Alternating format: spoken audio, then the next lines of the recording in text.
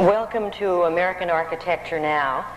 I am Barbara Lee Diamonstein, and with me today is the distinguished architect Charles Moore, famous for his whimsy, his exuberance, his work's lively color, as well as his colorful life. His houses and public buildings have been described as among the most important small-scale architectural works of the last decade. Charles Moore's schedule is as enterprising as is his architecture. A frequent commuter between coasts, not to speak of continents, he practices with his former firm in Connecticut and with the Urban Innovations Group in Los Angeles. He is the former dean of the Yale School of Architecture and currently the program head of architecture and design at UCLA. At the same time, he is a visiting professor at Yale this semester. In addition to all of that, he is the author of several books, including The Place of Houses and Body, Memory, and Architecture, books whose premises I hope we can explore this evening. A warm welcome to you, Charles Moore. Thank you. You've been crusading for quite some time now against so-called orthodox modern architecture.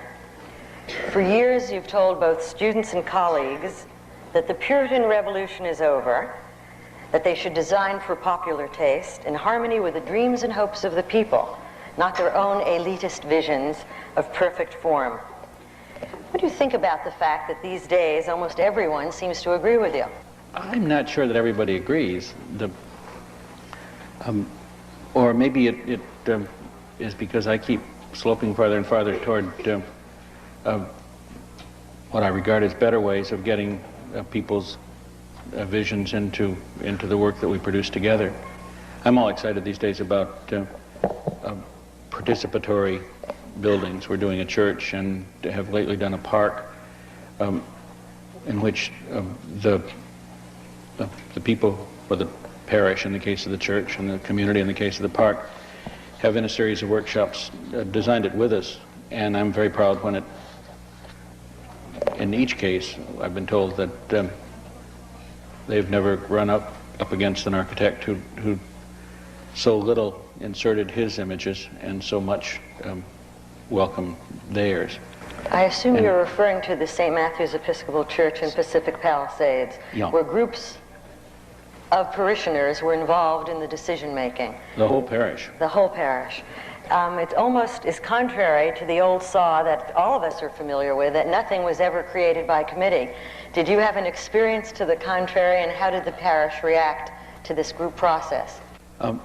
They reacted, well, let me back up. We were hired partly because we were among the few architects they could find who were willing to accept in our contract the requirement that 2/3 of the parish would have to vote in favor of the design. This is a parish, a very elegant Episcopal parish in Pacific Palisades that had never been known to agree on anything. And they had just finished having a terrible time agreeing on a new rector after the one of 30 years had retired. And so trouble was expected. But what happened was that when we started working in a series of workshops, it's not like, well, there were also committees, but not like a committee telling the architect what to do, but rather a series of people with us helping in an avuncular manner to for them to come at the images and the visions that they had about the church, which turned out to be very strong and turned out to be in remarkable agreement, consort. We got finally a month or so ago an 83% vote in favor of the church that we had all been designing together. People would sit around at tables of 10 or so, 10 to 15, and make a scheme, and then there would be maybe 7 or 8 of those schemes, and it would turn out that they were all very much the same. So each time, to our astonishment. So it was a way of having, I'm not sure it would always happen, but it happened there that the church we got was was the church that was on the minds of most of the people involved. There were a few who didn't like it. And how close was it to the minds of the architectural firm involved? We have no mind of the... Never mind. Never mind. It makes no never mind. One of the things I think that's urgent about operating in that way is that the architect can't have his mind made up about what the thing is going to be like before all this starts, or he's just going to be in constant conflict with the people who are forming their own minds. I care a lot about it and have been doing all sorts of things to it as an architect in the months since it was since the scheme was arrived at. But one of the rector congratulated me after a particularly hot and heavy evening when some ancient lady was seeking to tear me to pieces. And I was smiling and thinking how lovely this nice old lady was tearing me to pieces. And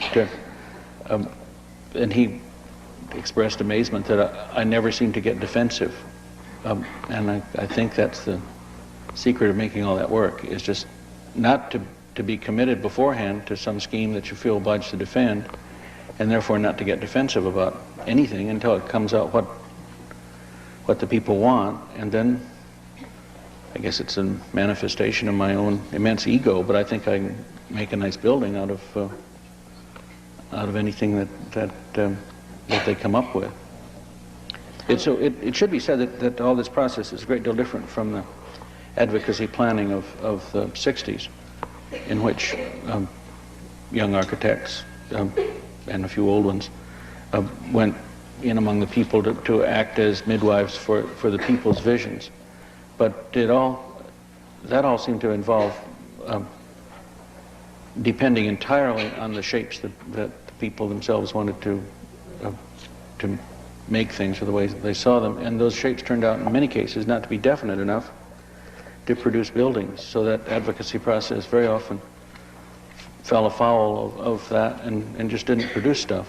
We're still acting as designers, doing things that we've been trained for, that we can presumably do more efficiently and better than people who haven't been trained for them. So making the shapes is up to us, but they're the shapes that people themselves tell us they want. Let me say, refining the shapes is up to us. And they define them? They define them, and we refine them. We do a Rorschach test with slides, and the parish in Pacific Palisades, for instance, gave heavy votes in a series of 100 slides. Their most votes of what they would like to see for St. Matthew's went to Alvar Aalto's church at Imatra. The church they would least like to see done for St. Matthew's was St. Peter's in Rome. You've referred to 60s architecture as advocacy architecture. Some of it. And some of the new architecture has been called everything from pop to postmodernist, from conceptual to post-functionalist. What would you call it? How would you describe it? I can't think of anything suitably bizarre to say. I'm fond of the people who made up the postmodern appellation, so I don't like to be sour about it, but it seems to me that the term covers so many different attitudes, from the very architectonic ones of Michael Graves or Richard Meyer to the populist ones of people like me, that it's very hard to derive much meaning from it, except that we're all interested in trying to make architecture more interesting by attaching to it images and images from people's pasts, from people's memories, that make it mean more than the pure forms of the last 50, 60 years. So I wish there were, I keep saying that I would rather be pre-something than post anything, and I wish they would find another term How for about it. neo? I'd rather be paleo. I'd rather be proto. I'd rather be proto whatever it is we're going to do next. And what is that going to be? Oh, The point is the unknown. movement away from the glass box in this so-called revolution that is taking place? Is it taking a form that you're comfortable with? Or do you think that it's going in the wrong direction? Well, it's going in so many directions that it's very hard to say.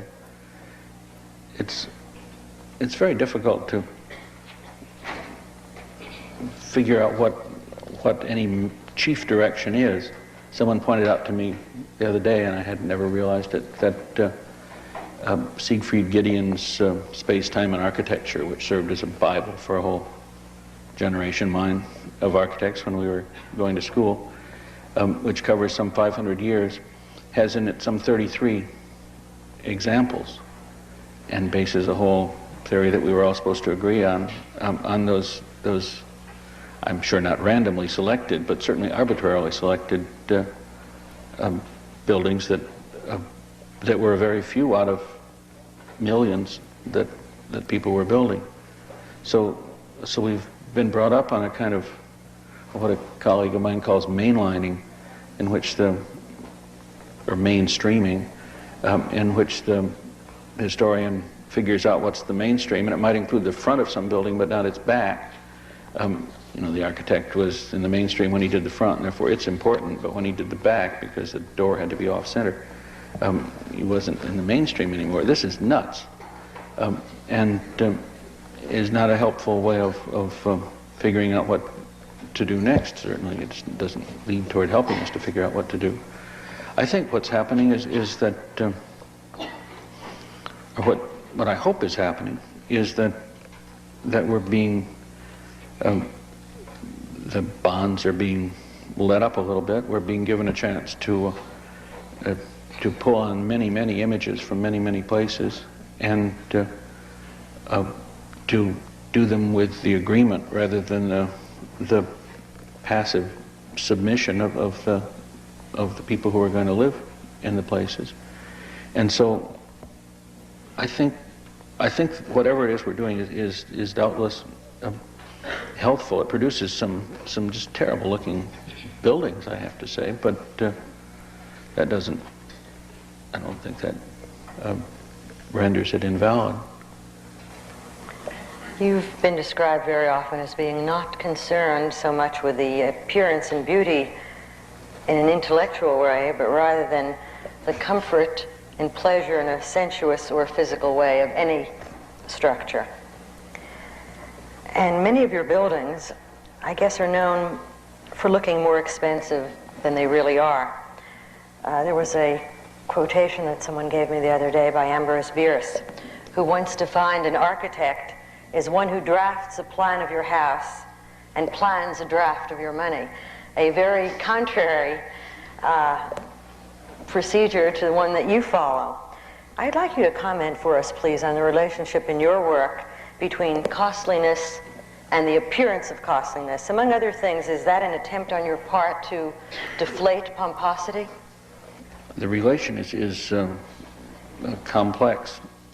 A friend, William Wilson Worcester, who was the dean at Berkeley when I went there long ago, whose wife said of his work, which was very, very elegant but very understated Bay Region shanty, no matter how much it costs, it'll never show.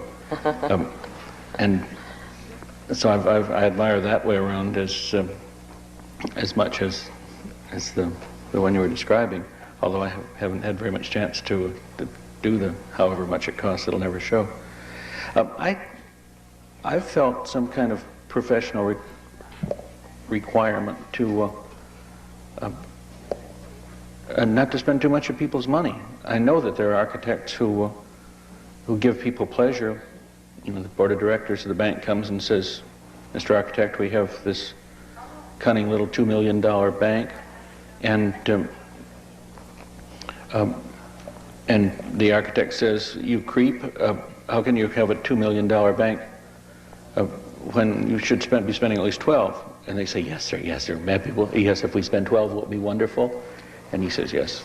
And they all live happily ever after. That gives me the creeps. And I've tried very hard to make things that didn't cost more than the people in question seem to think they wanted to spend. I think I've missed a number of times with that premise, that there are people who have been very disappointed that they got a cheap house after they'd asked for a cheap house. Well, you're also famous for the humor in your work, and that is, I guess, you're one of the chief exponents of the Building a Sight Gag School. I've often wondered who the humor is for. Is it for architects, for fans of architecture? Is it for the public at large?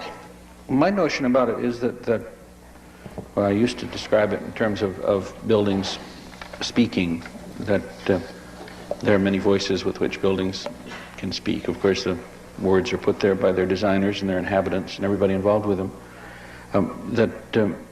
It seems to me that during the last half century, the way buildings, the language open to buildings has been drastically and catastrophically reduced, so that they can only look like a savings and loan, which is regarded as the most dignified thing for something to look like. And I'm against that. I think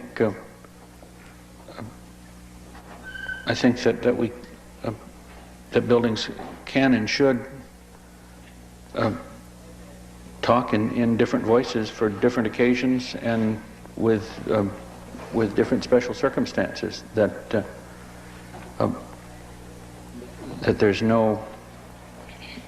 no reason why they should, in their desperate attempt to achieve dignity, be robbed of that chance. That doesn't mean that I'm for the one-liner, and I think an awful lot of postmodern buildings that I object to are one-liners. It seems it's a lot. Sorry, I didn't hear the last thing. Are like a one-line gag.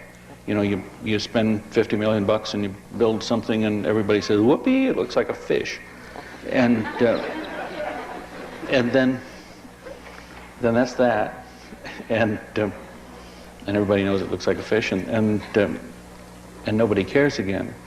I think that any building has to, whatever set of moods it's trying to create, has to have in it lots of different sides, aspects, colors, emotional colors, so that it means different things at different times to people. And I think that the overall requirement of anything that people are going to spend money on is that it should be pleasant. It should be a nice place to be. It should be nice when the sun comes up in the morning and shines in the breakfast room, or when there's a chance for the view out over the water or whatever. And I think that the gag is really not very funny in architecture. The building all built to allow some writer for the architectural press to say something cute is not worth the trouble. Well, let's talk about another innovation of yours. That is, for hundreds of years, until the modern movement banished them, architecture used classical ornament systems called orders, such as the Doric order, the Ionic order, and the Corinthian order. With wonderful, I guess you'd have to call it playfulness, you have added something to the Vitruvian canon by introducing a new order. Of course, I'm referring to your invention of the delicatessen order for the Piazza d'Italia in New Orleans. Can you tell us something about that new order? We thought we were going to have a delicatessen in it, which is why it got called that, but it's going to be an elegant... That's another spoof. It's going to be an elegant Italian restaurant instead. People from... I didn't do that first. Early 20th century architects and American architects, since there have been any, have been busy inventing column capitals with corn and wheat and I suppose barley and oats, and Indian spears and anything else they could think of that would be interesting to people to put something people could relate to onto their buildings, and also cope with that difficult place where a vertical support meets a horizontal thing that it's supporting. And so we just thought we had this delicatessen, we thought, and we thought it would be a delicatessen because it was at the top of the map of Italy, and we thought therefore it would be in some vague way Germanic with sausages in the window. And but not germane. Germanic, but not germane. Your Piazza d'Italia fountain in New Orleans was commissioned, as I recall, as a celebratory space for the local Italian community.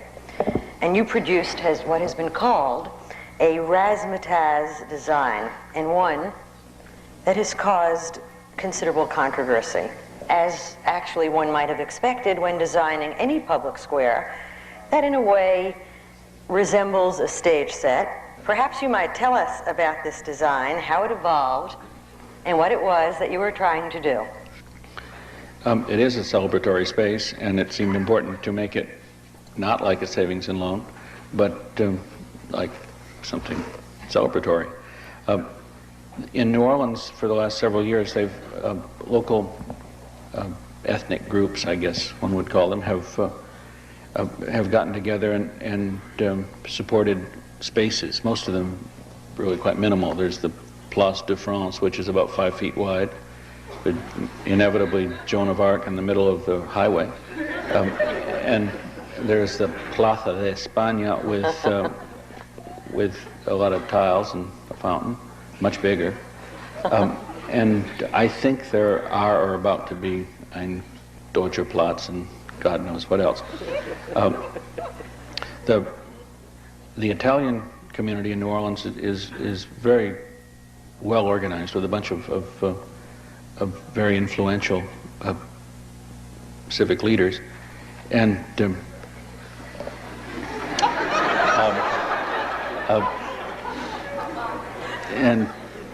well, they are, and one of them.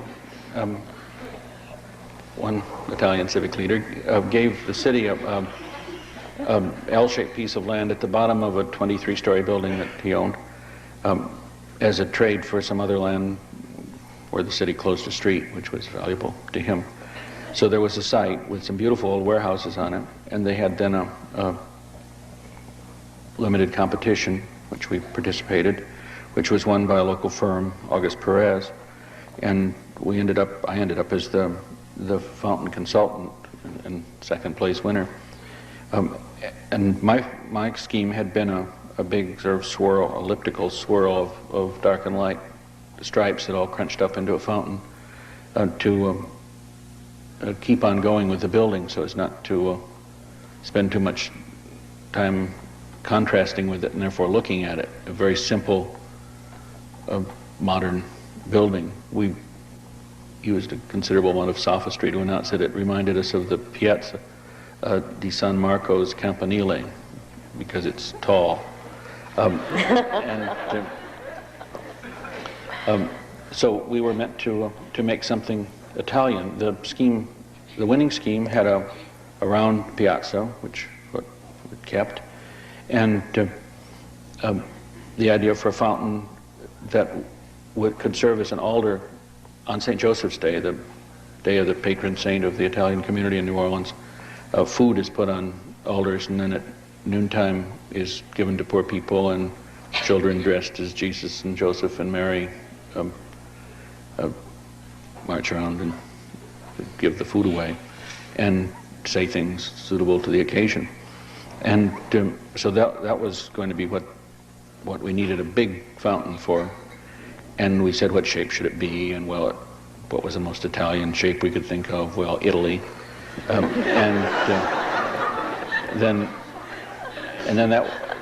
Then we said, well, we can run the water down the Po and the Arno and the Tiber. That'll be fine. Those are the three fountains that represent the three rivers. Rivers, and then we could have it run into the Tyrrhenian and Adriatic seas where people could splash. And then I said, hooray, and we can also have tiki torches on Vesuvius and Etna. And they said, no, we cannot do that, for that is tacky. And besides that, it's Sicily. Also, it turned out that since 95% of the Italian community in New Orleans comes from Sicily, Sicily had to be the middle of this thing and a podium for speaking and all. You could sit on Sardinia and listen to the Sicilians talk. And so it would not be suitable to have a tiki torch under these speakers, and or at least so they said. And so we got stopped there, and then we all sat around and said, we have to have more water than this. This is no fountain. And one of us, I think, I'm told I didn't think of Italy, but that I did think of the orders. In the way we operated, it's impossible to know who thought of what 20 minutes later. So we said we will have the orders, and then we invented some schemes for marching the orders across the piazza, and it hit Italy, and then we found some other way of pushing them back around so they wouldn't be in the way. And then we got to sit around for weeks thinking up things ways that orders could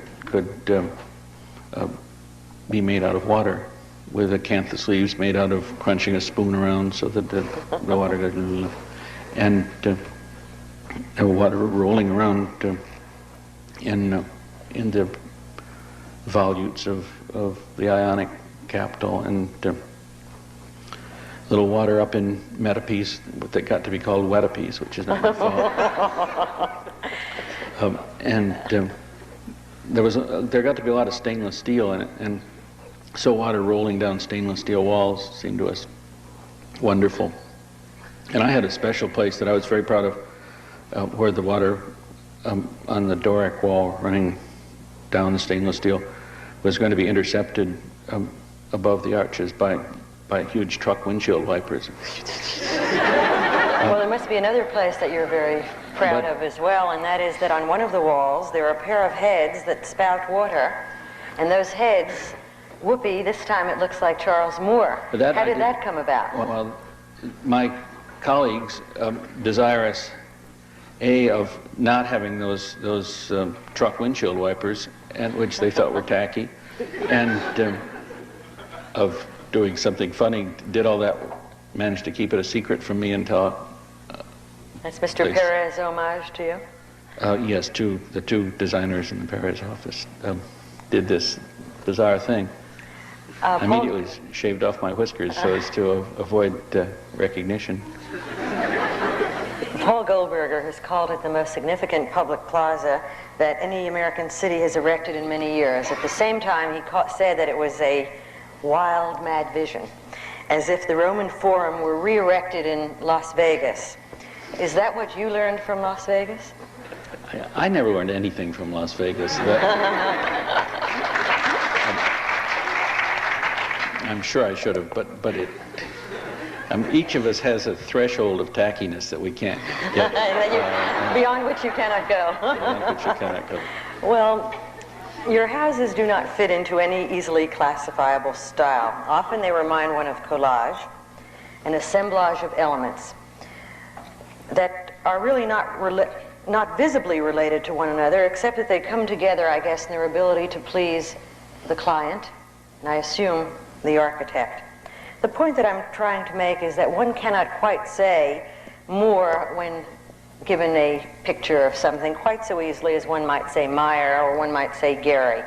Is this deliberate? Yes. I think there's a straight answer.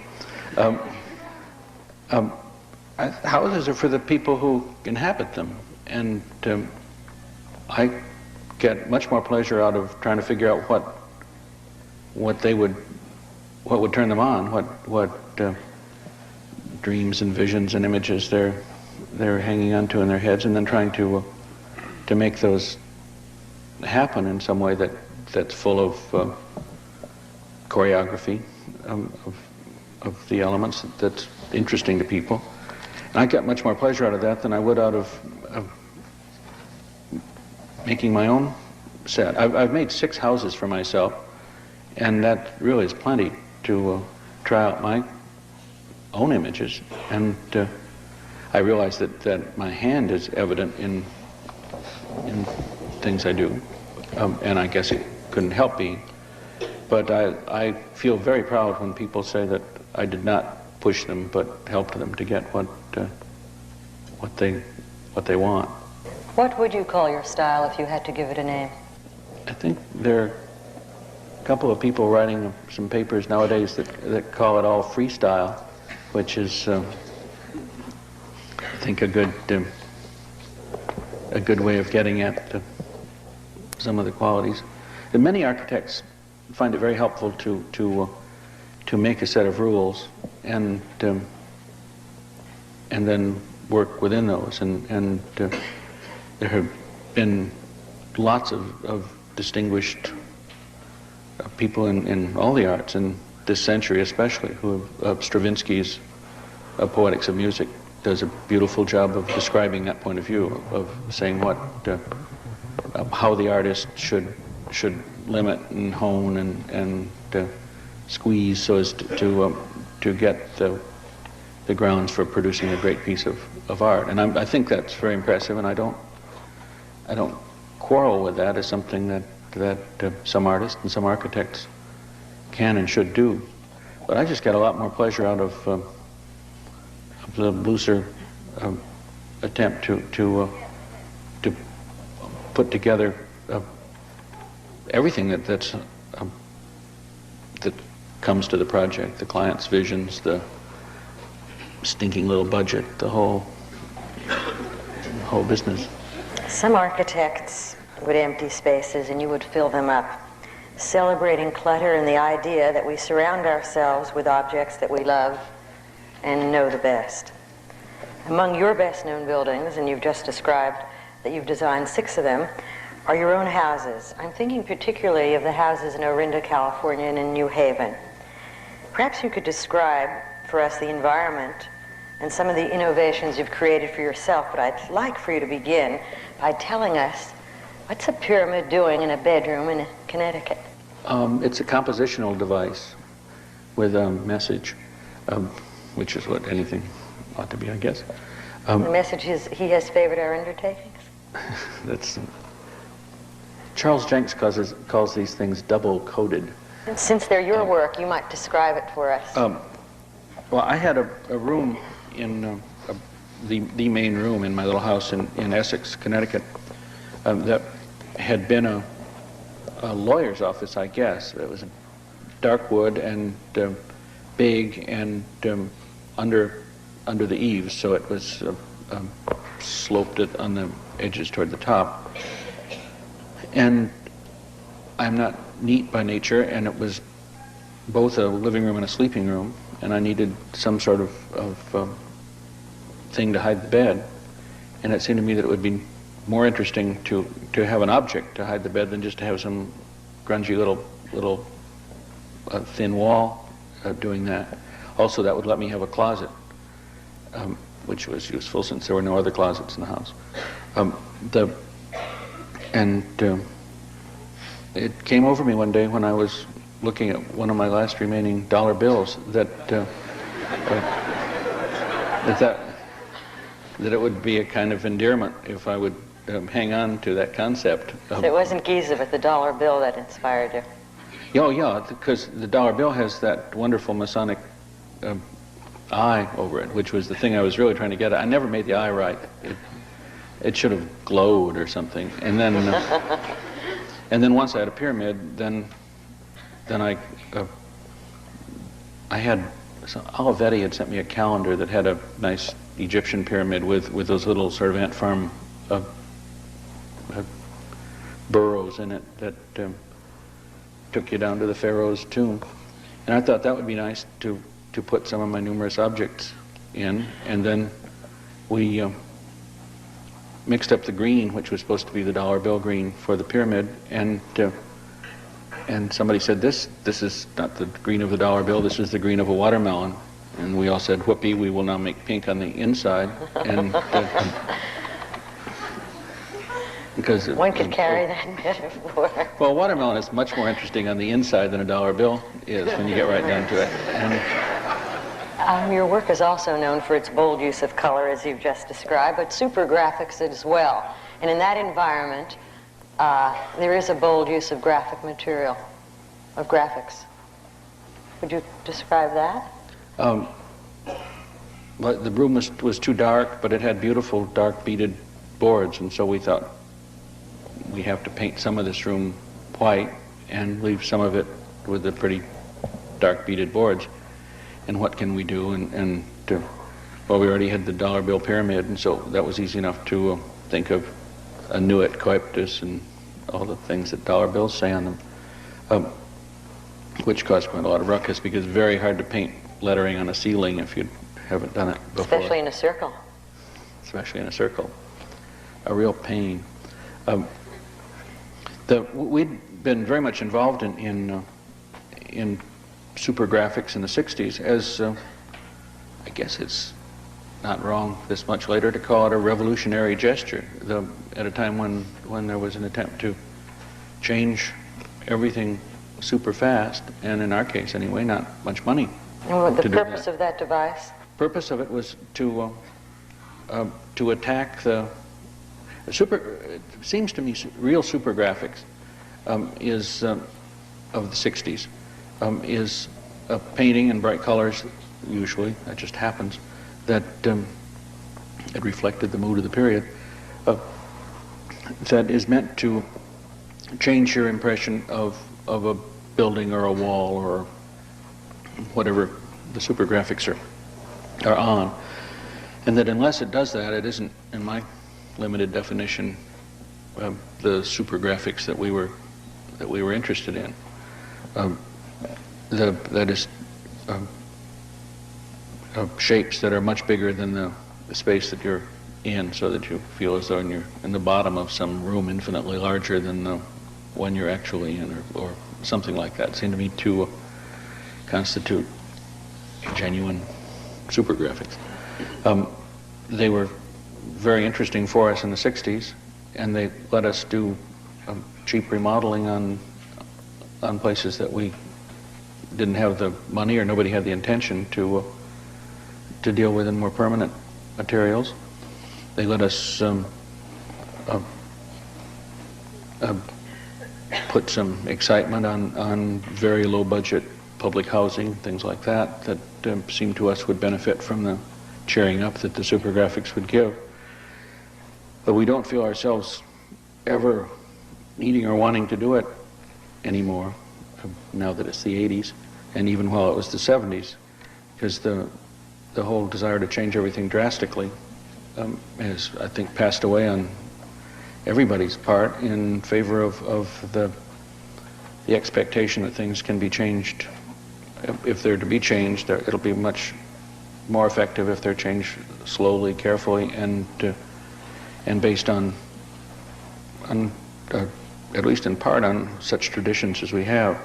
I'm fond of saying that I think architecture is most usefully seen as not as a composition of shapes, but as a choreography of the familiar and the unfamiliar, in which you need to have the familiar to get people involved, to make people feel that it's theirs, and you need to have the surprising, the unfamiliar, to even to make the familiar evident, because people get very bored with the familiar and need the excitement of surprise sometimes. But if you just blast them with surprise the whole while, it's somebody else's surprise and not illuminating, not useful. Maybe you've shifted the ground of your innovations rather than the design and the defined, refined form to the nature of the process. I'm particularly interested in your interest in the participatory nature of the exchange between the architect and the client, and what you have referred to as your own populist approach. One of the ways that is manifest, and one that I think of particular interest, is the use of videotapes to interest people in urban design. How and where and under what circumstances and to what effect have you use that device? It's actually not videotapes, but live TV, in which, we're in our 5th city now, we roll into town for a period of months. Some of the people from our office open a storefront office to encourage people to come in and tell us about what they are interested in the subject at hand. In Dayton, Ohio, it was a riverfront. In Roanoke, Virginia, it was a downtown urban renewal space that was mostly torn down. We're doing a scheme in Watkins Glen, New York, now for a lakefront in a little town that has railroad tracks along the lakefront presently. But it's worthless, we think, for a team of architects to roll into a town and tell them what to do until the people there have been asked. They can't be anything but suspicious and generally angry. So we ask, and Dayton was the first one in which we decided, well, mostly we were trying to think of some way to get the job away from Larry Halpern and RTKL, who were also trying to get that job, and we figured they would think of most other things, but they'll never think of TV. And then we got hooked on it, and a couple of the people in our office in Connecticut, Chad Floyd especially, spends most of his time now organizing television programs. The deal with the programs themselves, which they're usually a series of, is that we have usually a bank of 6 telephones and lots of notices in the newspapers and all beforehand on the radio to encourage people to listen and then to call in with their ideas. And then we deal with it progressively from introducing the subject to what it's like there for people who haven't looked at it much, to preliminary models, to more refined models, and gives us a chance to act like architectural short order cooks and move the models around and draw pictures of what people call in and say they would like. And again, as in the parish in California, you get 83% results there get an enormous amount of consensus. Yeah, people. So the people know what they need and what they want is what you're telling us. I think that there's much less conflict about what people want in a city or in a little town or any situation than architects have always chosen to believe. They aren't sitting there lost in a miasma of self-doubt and confusion waiting to be saved by some heroic architect. They're pretty close to getting it together, but somebody has to help give shape to it, because the shapes are inevitably complicated. Are you pleased with the results? And in Roanoke, they've raised, by one means or another, including some public bonding, something like $33 million since we did our television thing several months ago, and are building most of the things that they said they wanted to build in the now, how close did their request come to your forethought? We didn't have any forethought. We didn't know what they needed. We were from out of town. Well, if that's the case, why shouldn't a local architect be designing and planning for them? Because in most cases we've been called in, not in Roanoke, but we've been called in when there was a groundswell of resentment against local architects because they seem to be doing stuff secretly, and people thought that some way they were being had by even quite beautiful things designed by local architects were not seen as meeting the needs of the people there. And so we were asked, I think, not for whatever previously organized images we might have, but for our capacity to find out what people had on their minds. Well, you've been rolling into a lot of towns and a lot of cities and a lot of countries for quite some time. How important is it for an architect to travel, in fact, to travel so much? How important is it for an architect to collect memories and learn his history firsthand? I don't suppose I should make any any across-the-board pronouncements about it. I think, well, this planet is just full of wonderful buildings and cities and parks and trees and various places. I think as part of the business my increasing conservatism that I was earlier describing, the choreography of the familiar and the surprising, I think getting familiar with a lot is helpful, and for me absolutely necessary. I can't imagine not running off to see something as soon as I heard about it. But I'm sure there are people who have much better meal schedules and all by staying put. So I don't think I would like to recommend that everybody take off this very minute and roll around the world, but I would certainly like it if I could take my history classes to the things in question rather than just showing those everlasting slides. What, if any, historical precedents impress you? In fact, what precedents do you use as models for your own approach to architecture? My favorites these days, subject to change always, are a trio of early 19th century architects who are no surprise to anybody, John Soane in London and Carl Friedrich Schinkel in Berlin and Thomas Jefferson on these shores. And I find them all very exciting because they were at once at the dawn of a new era, the Industrial Revolution, and they were all, well, Soane less than the others, but both Schinkel, who was investing heavily in ironworks, and Jefferson starting a whole new country. And Soane investing heavily in acquisitions. It's little lumpy rocks. But still, they're nice lumpy rocks. And Soane is in some ways my favorite of the lot.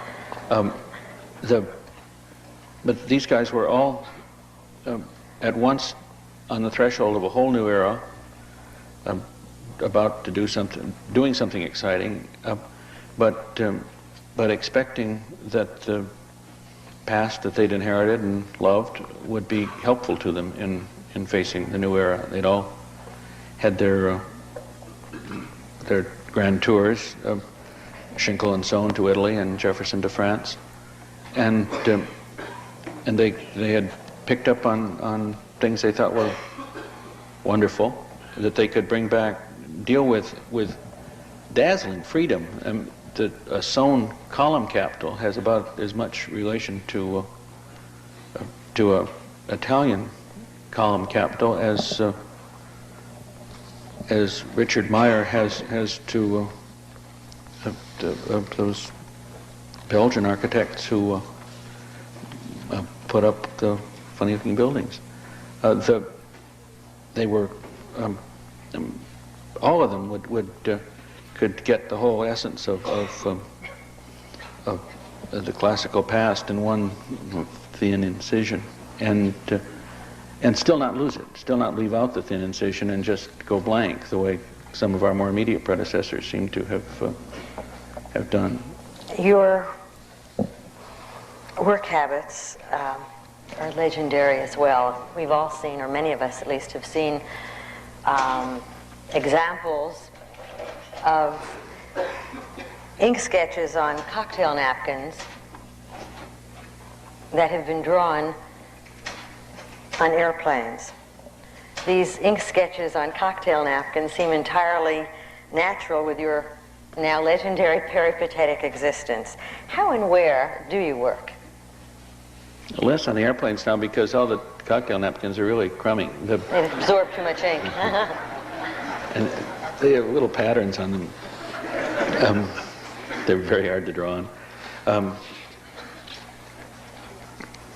don't know. Less and less. I'm going to remind you of the work you did while you were seated here. People who are well Charles organized Moore. bring along the drawings, and people who are not just do them. Splendid Charles Moore drawing of something that you created while sitting here for a work that is in progress that I guess the rest of us will have the opportunity to see along about a year from now. In fact, it is your work together with that of an artist. I wonder if you would comment and evaluate the nature and the level of collaboration that exists, as you see it currently, in general, between architects and artists. And perhaps you should restrict your comments to the period from 1945 to the present. Well, that'll be fast.